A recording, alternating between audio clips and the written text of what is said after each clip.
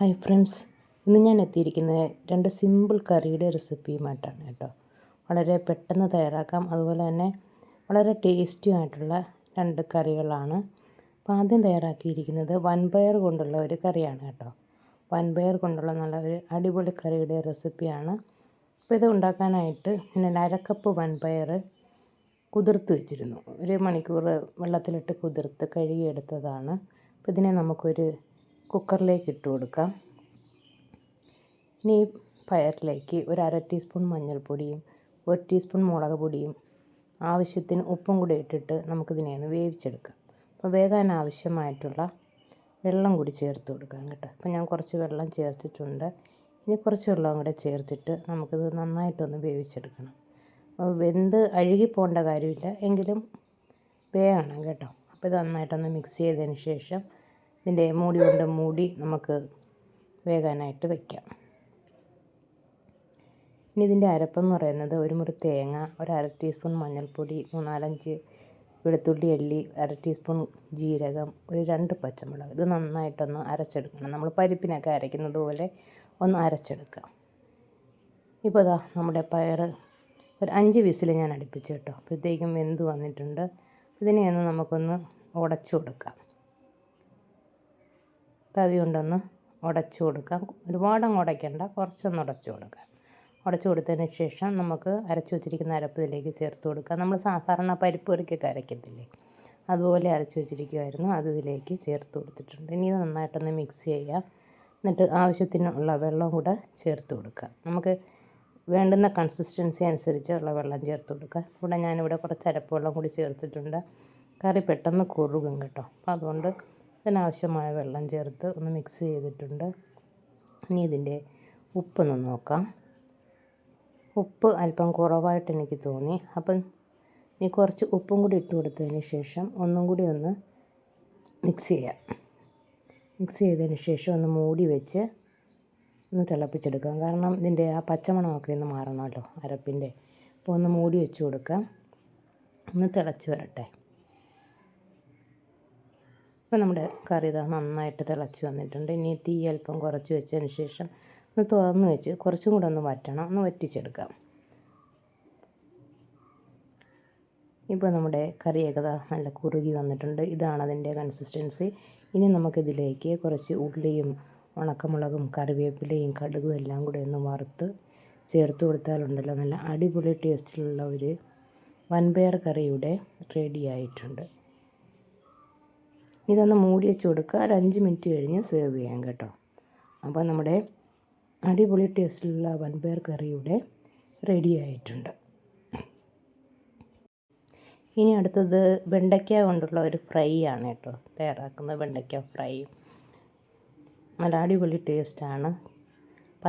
നല്ല ചൂട് ചോറിൻ്റെ കൂടെ ഇത് മാത്രം മതി കേട്ടോ കഴിക്കാനായിട്ട്. അത്രയ്ക്ക് ടേസ്റ്റി ആയിട്ടുള്ള ഒരു ഫ്രൈ ആണ്. അപ്പോൾ ഇതെങ്ങനെ ഉണ്ടാക്കിയിരിക്കുന്നത് നമുക്കൊന്ന് കണ്ടു നോക്കാം. അതിനായിട്ട് ഞാനൊരു 1/2 കിലോ വെണ്ടയ്ക്ക കഴുകി വൃത്തിയാക്കി നീളത്തിലാണേ 4ആയിട്ട് പിളർന്നിട്ട് നീളത്തിലിങ്ങനെ അരിഞ്ഞു വെച്ചിട്ടുണ്ട്. അപ്പോൾ ഇതൊരു 1/2 കിലോ വെണ്ടയ്ക്കയുണ്ട്. അപ്പോൾ ഈ വെണ്ടയ്ക്ക വെച്ച് ഫ്രൈ ഉണ്ടാക്കാനായിട്ട് ആദ്യം ഒരു പാൻ അടുപ്പിൽ വെച്ച് കൊടുക്കാം. പാൻ ചൂടായി വരുന്ന സമയത്ത് അതിലേക്ക് കുറച്ച് വെളിച്ചെണ്ണ ഒഴിച്ചു കൊടുക്കാം. വെളിച്ചെണ്ണ ഒന്ന് ചൂടായി വരുന്ന സമയത്ത് 1 ടീസ്പൂൺ കടുക് ഇതിലേക്ക് ചേർത്ത് കൊടുക്കാം. കടുക് ഒന്ന് പൊട്ടി വരുമ്പോൾ നമുക്ക് അരിഞ്ഞു വെച്ചിരിക്കുന്ന വെണ്ടയ്ക്ക അതിലേക്ക് ചേർത്ത് കൊടുക്കാം.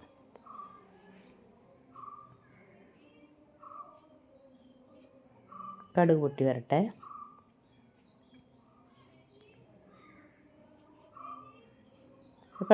കടുകൊക്കെ പൊട്ടി തുടങ്ങിയിട്ടുണ്ട്. ഇനി നമുക്ക് വെണ്ടയ്ക്ക ചേർത്ത് കൊടുക്കാം. വെണ്ടയ്ക്ക എന്നിട്ട് ഈ എണ്ണയിൽ കുറച്ച് നേരം നമുക്കൊന്ന് വറുത്തെടുക്കണം കേട്ടോ. നന്നായിട്ടൊന്ന് വറുത്തെടുക്കണം. അപ്പോൾ ഈ വെണ്ടയ്ക്ക ഒന്ന് നന്നായിട്ടൊന്ന് വഴന്ന് വരണം. വഴന്ന് വരുന്നതിന് ശേഷം നമുക്ക് പൊടികളൊക്കെ ചേർത്ത് കൊടുക്കാം. ഉപ്പ് ചേർത്ത് കൊടുക്കാം. അപ്പോൾ ഒന്ന് കുറച്ചൊന്ന് വഴന്ന് വരട്ടെ. ഒരു 5 മിനിറ്റ് നമുക്ക് ഒന്ന് വഴറ്റാം.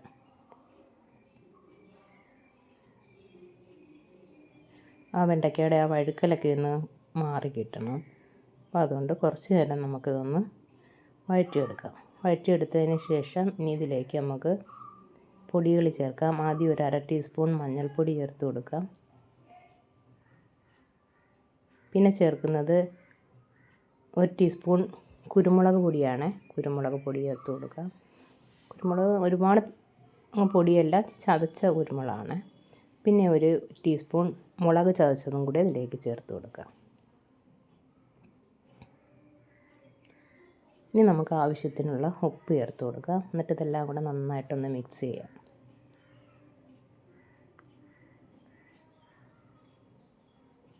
എല്ലാം കൂടെ നന്നായിട്ടൊന്ന് മിക്സ് ചെയ്തതിന് ശേഷം ഒന്ന് മൂടി വെച്ച് ഒരു 5 മിനിറ്റ് ഒന്ന് മൂടി വെച്ച് കൊടുക്കാം. മൂടി വെച്ച് കൊടുത്തതിന് ശേഷം നമുക്ക് പിന്നെ തുറന്ന് വെച്ച് തന്നെ ഇത് വറ്റിച്ചെടുക്കണം കേട്ടോ. ഒന്ന് മൂടി വെച്ച് കൊടുക്കാം.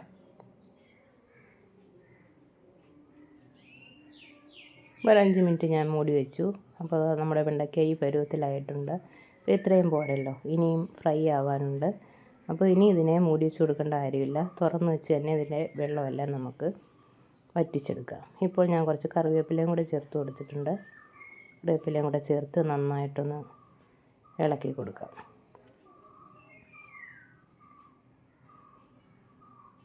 ഇനി നമുക്ക് കുറച്ച് തീ കൂട്ടി വെച്ച് തന്നെ ഇതിൻ്റെ വെള്ളമെല്ലാം ഒന്ന് വറ്റിച്ചെടുക്കണം കേട്ടോ. അപ്പോൾ ഇതാ കണ്ടോ, നമ്മുടെ വെണ്ടയ്ക്കയെല്ലാം നല്ല ഫ്രൈ ആയി വന്നിട്ടുണ്ട്.